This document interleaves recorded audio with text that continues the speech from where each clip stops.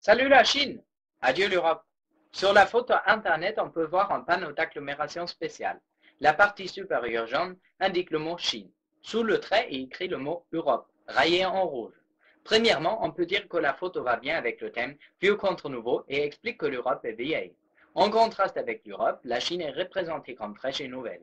Tous les chemins mènent à la Chine. Derrière l'horizon se trouve le nouveau centre du monde. Aujourd'hui, la Chine gagne de l'importance et l'Europe en perd. La Chine est sur la bonne voie dans le domaine culturel, économique et technique.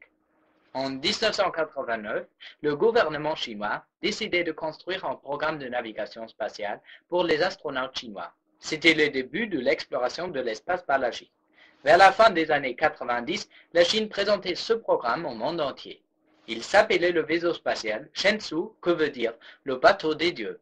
En automne de 2011, la Chine réussissait pour la première fois à amarrer deux vaisseaux spatiaux et devient la quatrième, après les États-Unis, la Russie et l'Union européenne, à maîtriser cette technologie. C'était seulement une question du temps. La Chine domine l'économie mondiale. Elle est aujourd'hui souvent qualifiée d'usine du monde. Les grandes villes augmentent. Pékin, Shanghai, Hong Kong, Guangdong.